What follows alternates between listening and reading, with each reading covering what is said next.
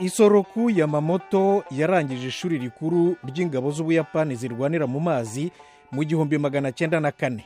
Mu kwezi kwa 11 mu 1940 yahawe ipeti ryo hejuru y'ayandi rya amiral, ahita aba n'umugaba mukuru w'ingabo zose zirwanira mu mazi z'Ubuyapani.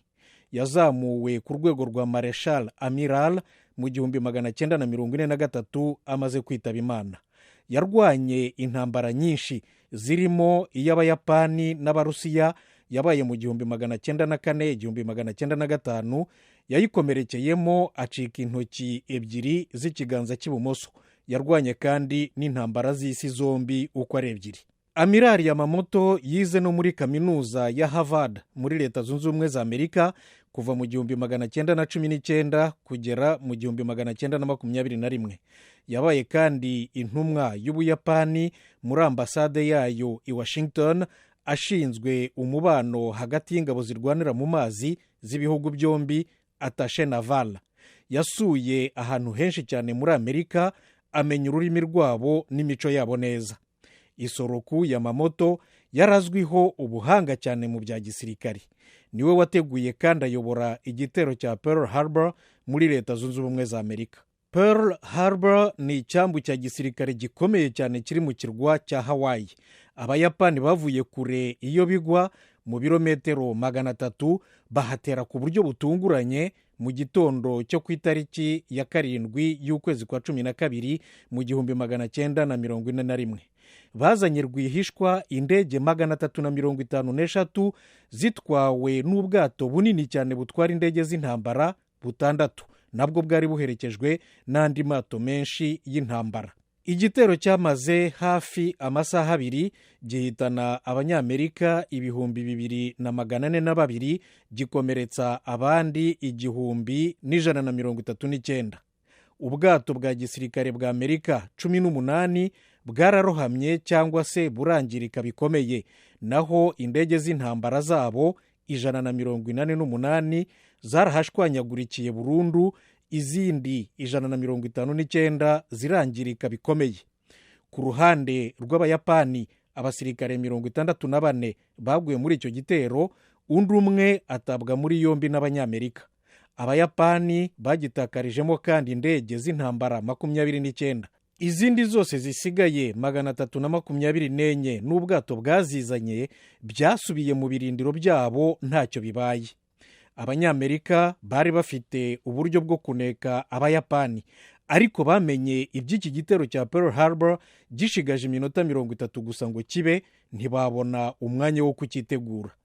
Kugeza n'ubu abahanga mu by'amateka barakibaza ukuntu Abayapani baturutse kure cyane n'amato menshi kandi manini bakarinda bagera Pearl Harbor Amerika itarababona. Igitero cya Pearl Harbor nicyo cyatumye Amerika yinjira mu ntambara ya kabiri y'isi.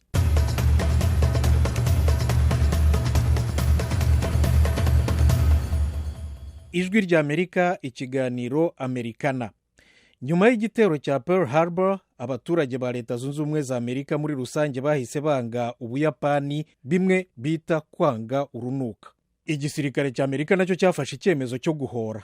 Ku itariki ya 18 y'ukwa 4 mu 1943, Amiral Isoroku Yamamoto wateguye rero kiriya gitero cya Pearl Harbor yaramaze iminsi azenguruka asura ingabo ze zirwanira mu mazi hirya no hino mu nyanja ya Pasifika. Uwo munsi mu gitondo indege ye yahagurutse iherekejwe n'izindi ndege 6 z'intambara zari zishinzwe umutekano we mu kirere. Yagombaga gukora urugendo rwa kilometero 500. Nyamara rero icyo gihe inzego z'iperereza rya gisirikare za Amerika zari zimaze igihe zarabashije kumviriza no gusobanukirwa neza amabanga yose ingabo z'Ubuyapani zakoreshaga mu guhanahana amakuru n'amabwiriza aho ziri hose ku isi. Ariko Abayapani bo ntibari babizi. Ni gutyo hasigaye iminsi 4 gusa kugira ngo Amiral Yamamoto atangire urugendo rwe rwo kuri 18 y'ukwa 4 1943.